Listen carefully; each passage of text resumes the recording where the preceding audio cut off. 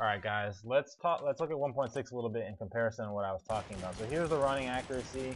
I'm not even full burst, I'm not even full speed, just kind of tapping around, and you can see that it's not very accurate. It's not going to be viable to just like go like this and try and kill the guy.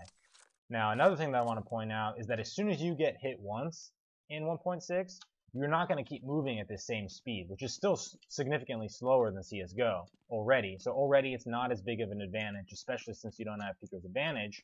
But then at the same time, as soon as you get tagged, you're going to be moving pretty slow, like kind of like as if like right there where you stop.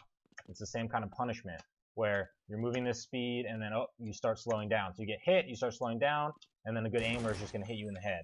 So that's the first thing that I wanted to show, because people were saying that like the running accuracy was the same, blah blah blah. Maybe it's the same at like really close distance, but even that, like look, if I'm trying to 80 around a corner against the guy that's right there, like it's going to be really hard, especially since I'm not going to be able to come in and out, that this guy's just going to be able to just like, I mean, the Glock is just so inaccurate in this game. But, so that's one thing that I want to talk about, that you wouldn't see, like you would more see this, like slight movement, not like this, which is what we showed in that video. It was like, oh, I'm just going to go crazy, all my bullets are going to be inaccurate.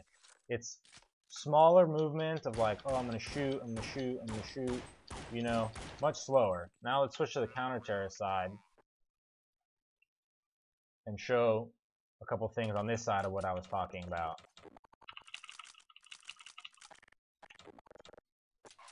So for one thing, you can see what I'm talking about with the recoil reset. It's pretty accurate. You don't have to like sit there and shoot super slow. You can actually hit people in the head. It's not 100% accurate, but you don't need to go, like look at how much faster it is. Super accurate. So basically the point that I was making is that if you're holding this angle and someone's going all fast, you can actually shoot pretty fast and still continue to aim at their head. Another advantage is that if you actually tag them in the shoulder or the chest or the leg or something, they're going to start slowing down. So they can't just keep going back and forth over and over until they randomly hit you. And that's why if they want to come around the corner, they can't come around the corner and just go like this. Look, that's not accurate really. It's not viable. You actually need to stop in between them. You don't have to just full stop and go like this, but you have to move, stop, stop, stop, stop, stop. On all those shots, you actually have to stop if you want to be moving around. And everyone was saying that dodging is a skill. Dodging is a skill when it's harder to do it. But when anyone can just go like this and in CSGO and be accurate enough to kill you, then that's not true. Then the skill doesn't really exist. So that was kind of the point that I was making, is that like let's say you were holding this angle, you could actually hold this angle.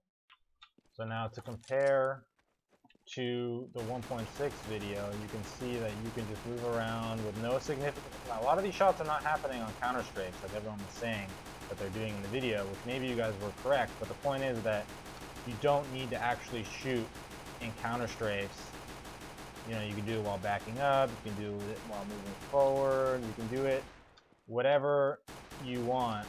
You can just full-blown, my favorite term, just move and be accurate enough that you're not that much less accurate than just standing still. But the thing is, when you're standing still, you're really easy to hit. When you're moving around, you're not just making yourself twice as hard to hit. You're making yourself maybe 5 to 10 times harder to hit.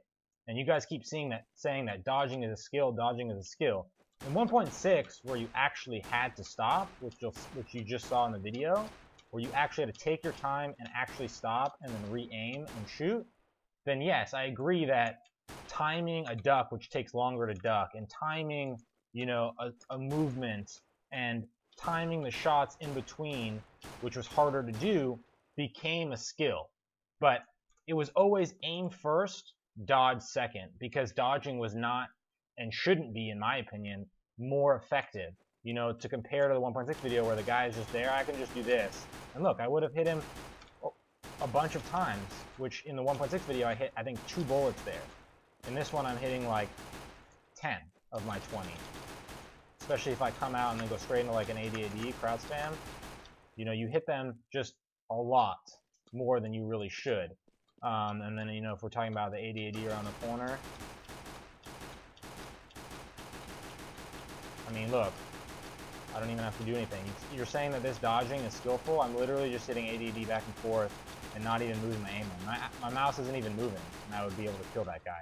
So, for you guys saying that this type of dodging is, like, skillful, this is pressing shoot as fast as I possibly can and then just going left and right. This is something that you can teach to anybody within 30 minutes. There's no mastery to this. But it's going to be just as effective versus Silver as it is going to be versus Global Elite. It's going to be effective versus anyone. Whereas in 1.6, you couldn't just do that. You couldn't even move that fast. You'd have to move, stop, move, stop, move, stop, move, maybe go 2 times this way. There was art to it in that sense that the movement speed was slower, there was tagging, and the person could follow your movement so much easier that you had to be creative with your movement. You had to have perfect timing with when you were going to shoot in order for it to work. Now, if we switch teams really quick to talk about the recoil reset that I was talking about in the 1.6 video, we can see why standing still and trying to be accurate is not, you know, this isn't even as fast as you can go, and you can see that it's too big of an area, and that's even really close. If you start to go at this distance where I was able to shoot pretty accurately at this speed, look where my bullets go. It's all over the place. In order to hit accurately, I need to shoot this slow. So you're telling me that I shouldn't have an advantage for ducking and being still at a person who then can go like this and just aim at my head? And like, yeah, he's missing a bunch of bullets, but he's making himself so hard to hit with relatively, you know, that's not even including the crouch spam, which I can do, and now I am, and it's not taking away any of my accuracy. So you can see that you're going to end up hitting the guy in the head within a couple of bullets, whereas this guy doesn't really have an advantage. He should be able to spam his bullet at your head if he's standing still, especially if he's crouching with some of these pistols, and that's just my opinion. I think that I demonstrated here that there is a difference between the movement accuracy. That you can see how the movement speed is faster in this game, how you don't have to stop nearly as much, how it takes much less skill to move around, how shooting takes less skill.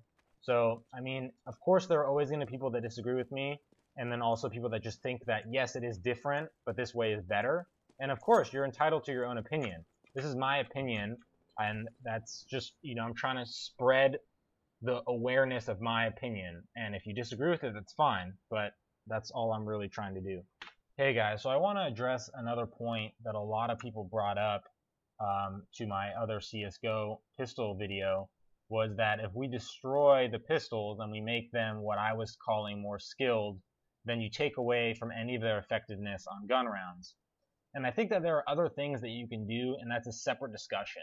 But another thing that I want to point out is that eco rounds were never meant to be super viable. I understand that Valve kind of went in that direction because of the spectatorship, but you're kind of destroying the economic aspect of the game. There's a reason why Counter-Strike is different than all other shooters in the aspect of not just the way that you move and the things that you do in the game, but also the economic standpoint. It's not like Call of Duty, where every round you just spawn with the same equipment. Every single round, you have your preload, you get that every time you spawn, and then everyone does what they're going to do. This is a game where you have to buy your weapons. Every time you kill someone, you get money. Every time you win a round, you get a certain amount of money. Every time you lose a round, you get a certain amount of money. When do you invest in a defuse kit? Do you invest in a smoke grenade instead of a flash grenade? Do you invest in a Molotov instead of a smoke and a flash? Do you invest in a CZ with your op when if you lose the round, next round you won't be able to buy? There's a lot of decisions in the economic aspect of the game that can change the outcome of a match. So when you try to completely ignore it, which I'm not saying you guys are, but when you do ignore it, you're kind of taking away from what has always made Counter-Strike special, is that it's not just the gameplay movement, it's not just the weapons that are in it, it's not just the range at which you're battling, the way that the levels are constructed, the rotation times. It's not only that, it's also an economic game. So with pistols, and I mean, not even to say pistols, with anything that doesn't cost a lot of money, you shouldn't have a significant chance, 35-40% of winning an eco round. And if you do win an eco round, it should be very high skill. So let's compare to 1.6, where the most part rounds on eco were won by Deagles. Deagles have 7 bullets. They take extreme accuracy and aim. They take really good positioning. And you basically, in order to win with the Deagle, you have to out-aim your opponent. And you have to outsmart them. You have to out-position them.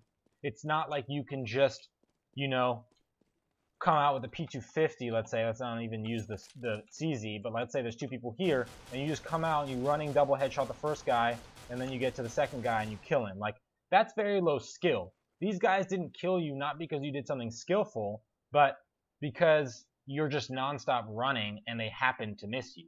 So as the person who's creating the eco win situation, you should be forced to do it with a lot of skill. So we shouldn't do it by increasing the movement speed and decreasing the tagging. We should do it by eliminating a lot of the aim punch and making the guns have, or at least a few of them, the more expensive ones, like the Deagle, maybe a 5.7, up it to like $600, $650, and then up the recoil reset time so that you can actually shoot at a reasonable distance, not super long range, but reasonable, that you can actually shoot relatively quickly, and that way you still have to shoot slower than your opponent because he has a rifle, but you have to out-aim them. You have to have better shooting mechanics than them. You really have to know that sweet spot of how fast you can shoot and how much you can move, rather than making it that you have, you know, a guy that's around the corner, let's say he's like right down here and he's aiming at you, and you come around the corner and you just go like this and you stand them down. That, on your side, is very low skill.